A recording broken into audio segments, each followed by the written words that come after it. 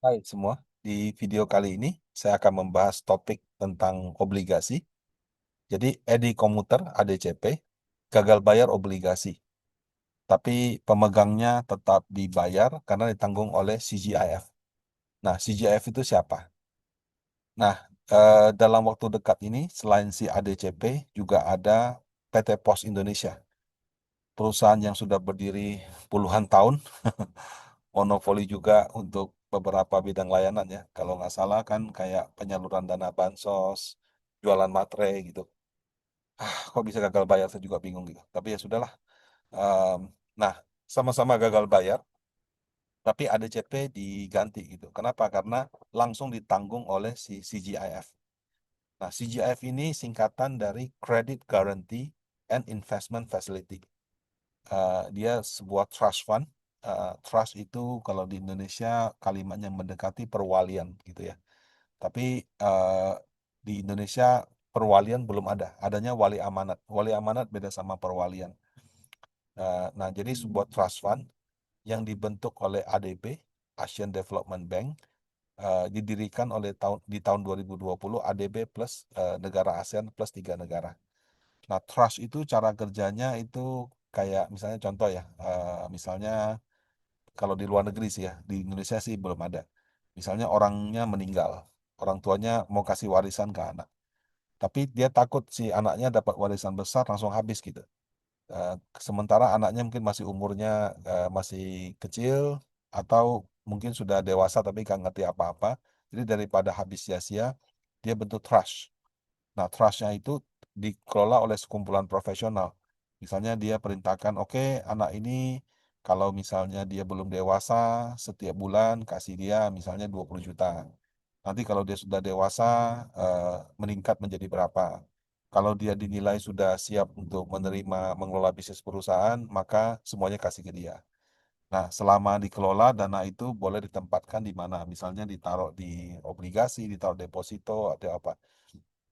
Nah, itu adalah ada trustnya. Jadi ada orang-orang yang mengelola. Tentu proses itu ada fee, ya itu mereka boleh ambil fee dari situ. Nah, dengan cara demikian trust ini tidak habis gitu. Jadi uang warisannya tidak habis. Nah, jadi kan ini berarti orang tua bikin trust fund untuk dikasih ke anak. Makanya kalau di luar negeri ada anak-anak orang kaya yang belanjanya kayak uangnya nggak berseri itu suka dibilang trust fund babies gitu. Kenapa ya? Karena mereka tuh hidupnya cuma dari trust fund orang tuanya aja. Uangnya itu besar sekali, jadi nggak habis-habis. Cuma mereka nggak bisa ambil sekaligus. Nah, trust ini juga bisa dalam konteks yang ini negara sama korporasi. Jadi si ADB sama ASEAN Plus 3 itu mereka percayakan dana kepada si CGIF.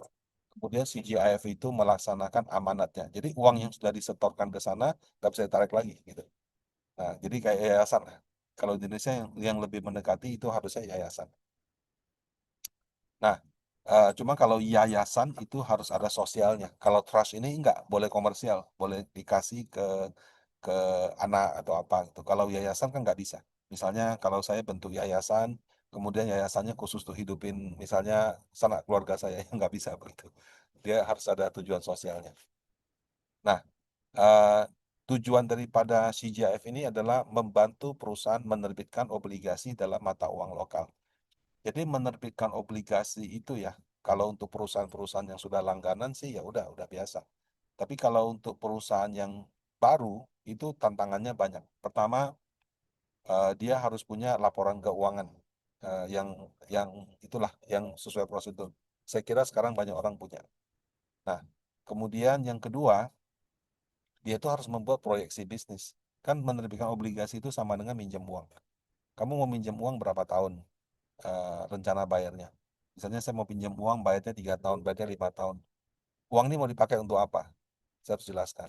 Kemudian nanti balikinnya bagaimana caranya?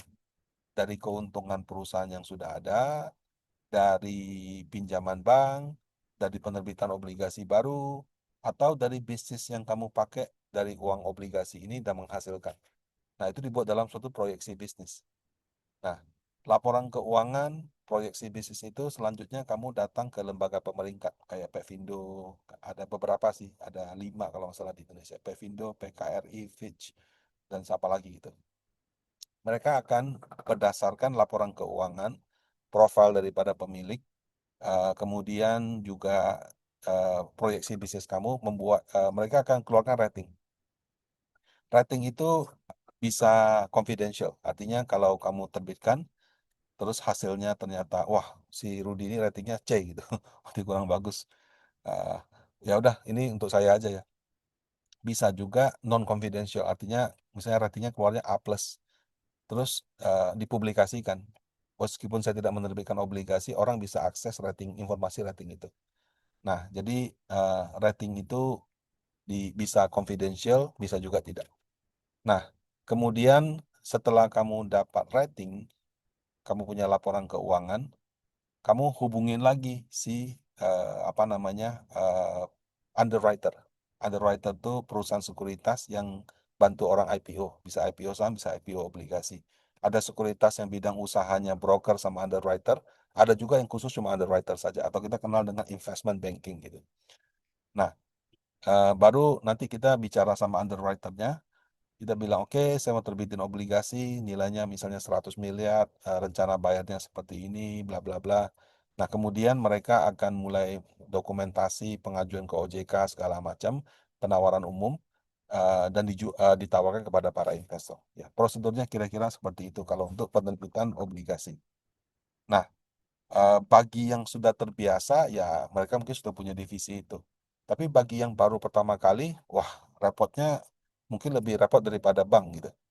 Udah gitu, kalau bank kan bunganya bisa naik turun, kalau ini kita bisa fixkan, tapi prosedurnya tidak gampang. Apalagi ada proses penawaran publik, jadi kamu juga harus melibatkan wali amanat untuk menjaga kamu punya covenant, ya, apa, penentuan ketentuan ini, ada prosedur rupo dan segala macam, jadi tidak mudah. Nah, hal ini menjadikan kalau perusahaan yang belum pernah menerbitkan obligasi, ketika dia mau terbitkan mungkin ada keraguan. Nah, disitulah fungsi CGIF. Jadi dia mau bantu perusahaan-perusahaan untuk menerbitkan obligasi dalam mata uang lokal. Nah, caranya bagaimana? Dia memberikan jaminan yang sifatnya irrevocable dan unconditional. Irrevocable itu artinya tanpa syarat gitu. Eh, sorry, irrevocable itu tidak dapat ditarik kembali, sorry. Tidak dapat ditarik kembali dan tanpa syarat. Jadi sepanjang dia sudah kasih jaminan, kalau penerbit obligasinya gagal bayar, mau itu kupon, mau itu pokok, maka CGF yang akan garansi itu. Nah, eh, jadi ini kayak full guarantee gitu.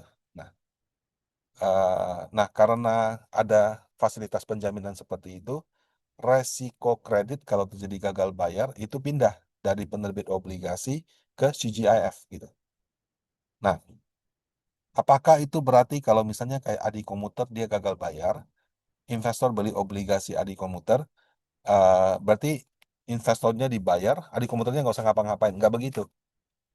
Jadi kalau misalnya ADCP-nya gagal bayar, misalnya dia jual obligasinya ke saya, Rudy gitu, Rudy beli. Nah, kemudian ADCP-nya gagal bayar. Eh, itu berarti mekanismenya atau secara prosedur obligasi saya itu kayak di take over sama si CGIF. Jadi si CGIF yang bayar eh, kupon sama pokoknya ke Rudy, terus nanti si ADCP tetap punya kewajiban ke si CGIF. Ini yang saya tahu ya. Tapi mungkin mekanisme resminya harus baca di ketentuan di sana.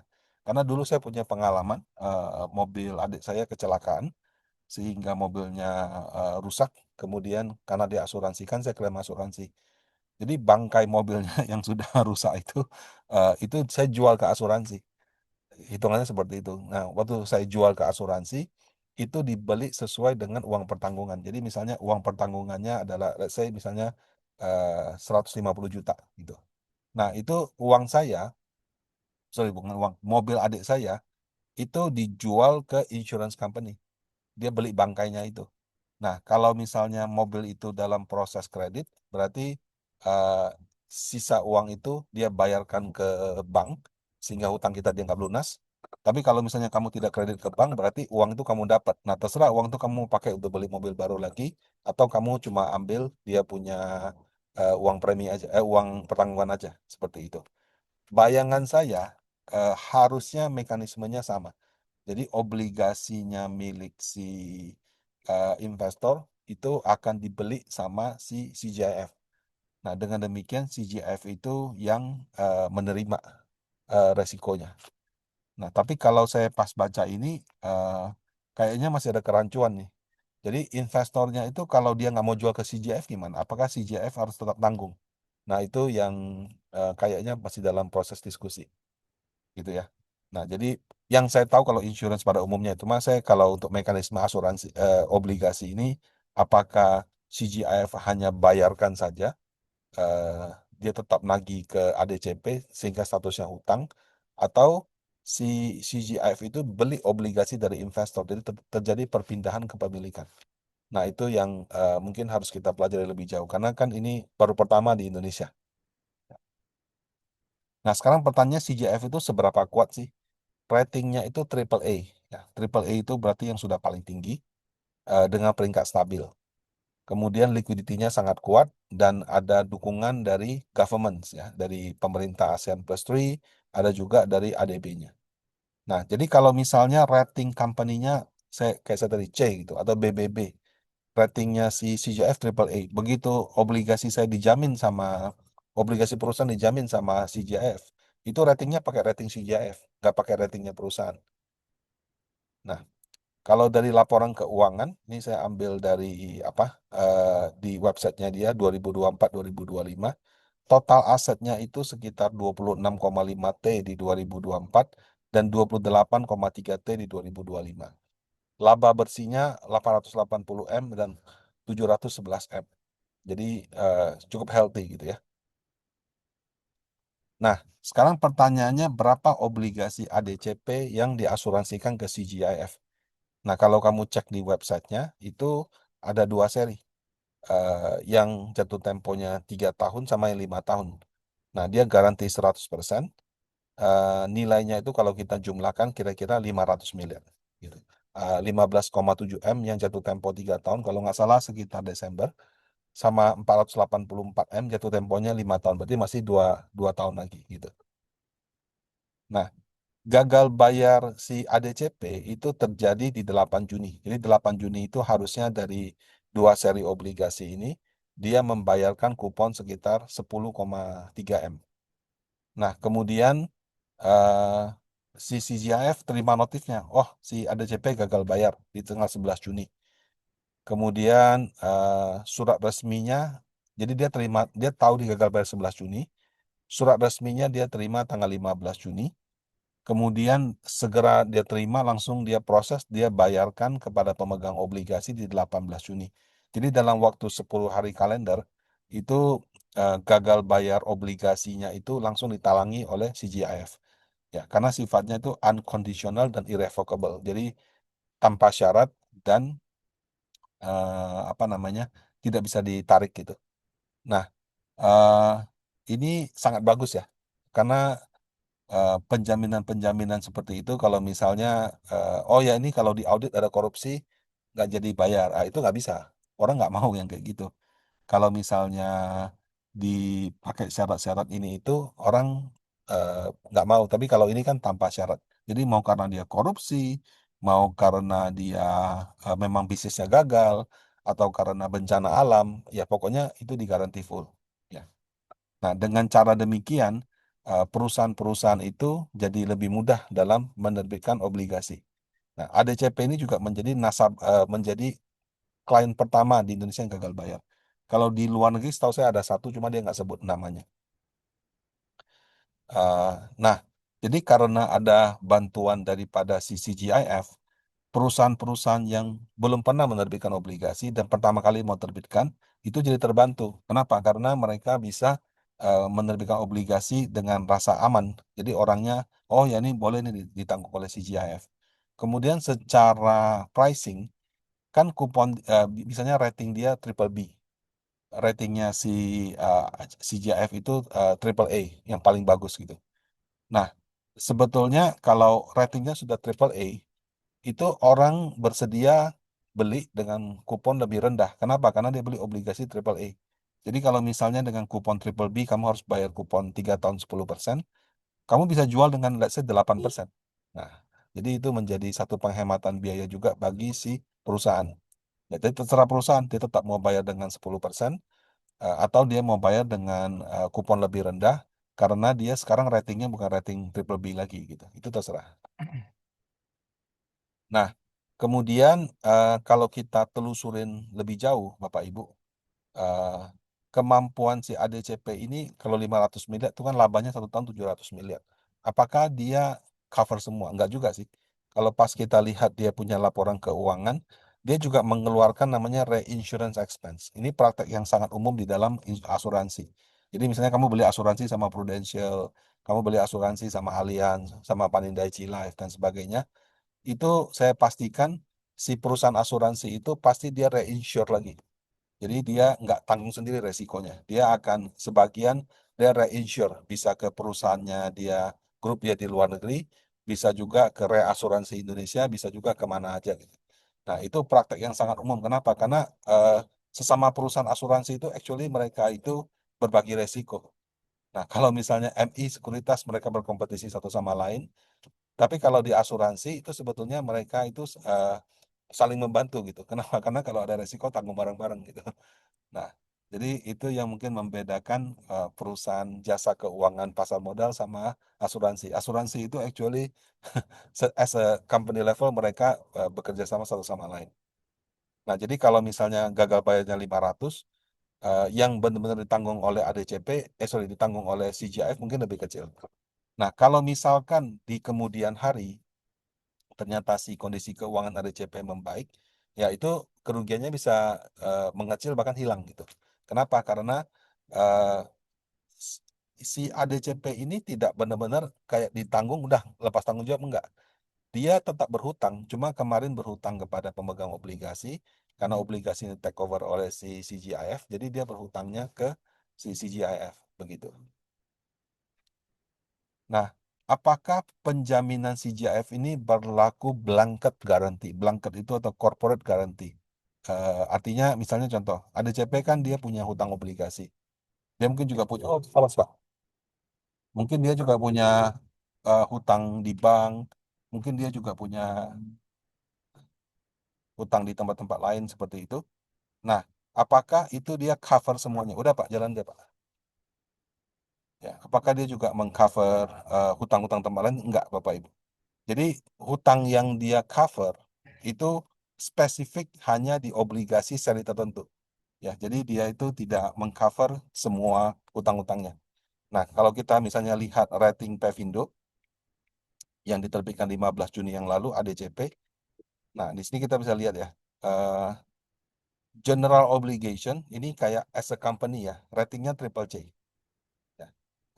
Credit watch negatif, artinya di perusahaannya sudah dalam terjadi gagal bayar, makanya sedang dalam credit watch.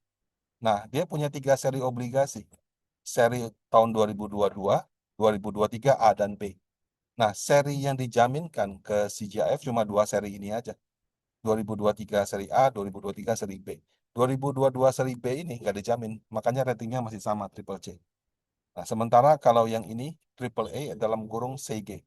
Jadi CG itu biasanya kalau nggak corporate guarantee, government guarantee.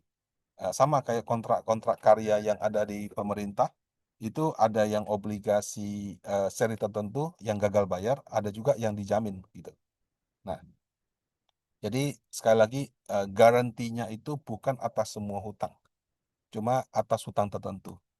Nah, dalam proses garanti ini memang agak complicated, karena kalau kamu pinjam uang sama bank, kamu terbitin obligasi, kalau ada satu seri obligasi gagal bayar, biasanya dia akan trigger kebangkrutan secara umum gitu. Nah, jadi kalau misalnya ada yang gagal bayar, ada yang enggak, jadi status perusahaan bangkrut apa tidak, proses pengadilan apa tidak gitu. Nah, itu teknisnya, teknisnya mungkin harus para underwriter yang lebih mengerti. Ini repot sih. Jadi walaupun diganti, bukan berarti kerjanya leha-leha saja. Karena misalnya contoh, dia gagal bayar di banknya, tapi obligasinya enggak. Nah, banknya itu menuntut dia bangkrut gitu.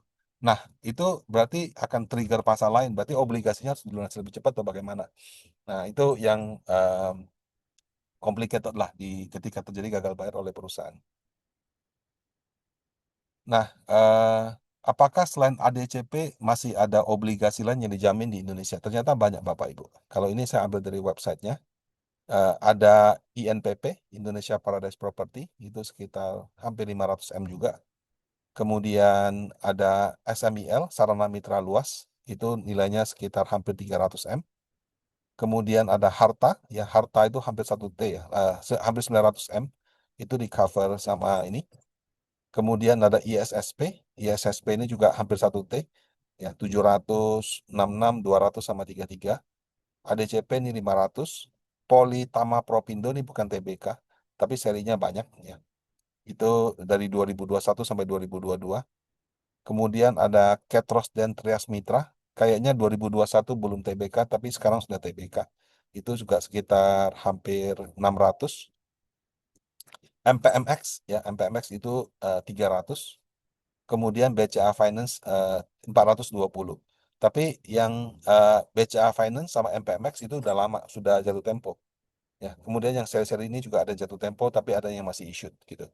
Nah, jadi seri yang dia garansi itu nggak cuma satu dua doang, tapi cukup banyak begitu. Nah, jadi kalau bagi emiten ya, kalau saya misalnya belum pernah terbitin obligasi, CJF ini bisa jadi game changer. Kenapa? Karena satu, saya dianggap ratingnya triple A. Ya, rating triple A di Indonesia itu supply-nya sangat sedikit. Jadi demand-nya sangat banyak. Kalau kamu terbitkan rating triple A itu hampir pasti akan oversubscribe. Ya. Sehingga kalau saya belum pernah terbitin obligasi itu akan sangat membantu ya, karena pembelinya sudah hampir garansi itu pasti ada. Ya, tinggal pintar-pintarnya kamu punya ini aja, kamu punya si underwriter. Nah, kemudian penghematan biaya. Jadi kalau misalkan kamu ratingnya triple A, itu kupon yang harus kamu bayarkan dipastikan lebih kecil daripada yang ratingnya di bawah itu. Nah, kalau kamu bayarkan ratingnya di bawah itu, berarti ya udah, eh, kamu bisa hemat biaya. Tapi tentu CGF ini nggak ada, eh, nggak, maksudnya bukan berarti dia tuh nggak ada biaya, pasti ada biayanya. Namanya asuransi, kamu harus membayar premi asuransi.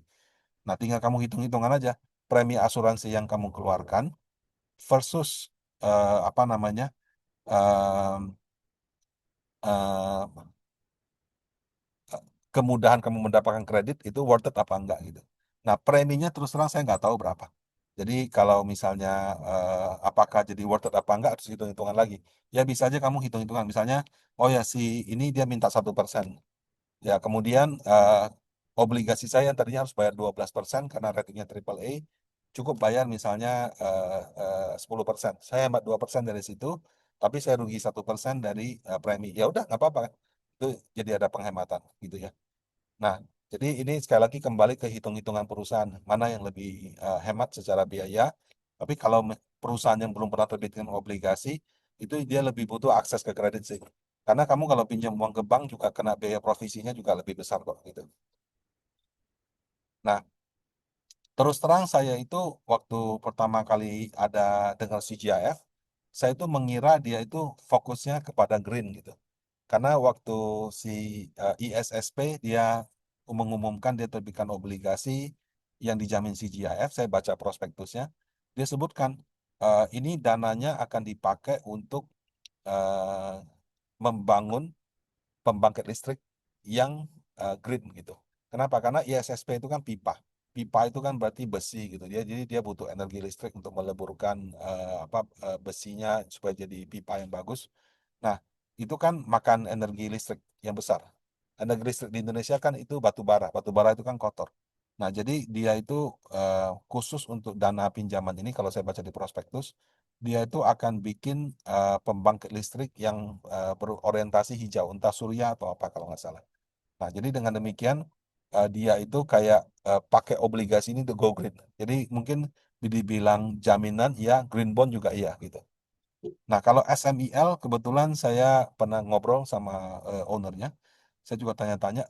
Oh, dia bilang kalau nggak salah ya, kalau nggak salah obligasinya SMIL yang dijamin ini dia pakai untuk forklift karena SMIL itu market leader untuk forklift di Indonesia.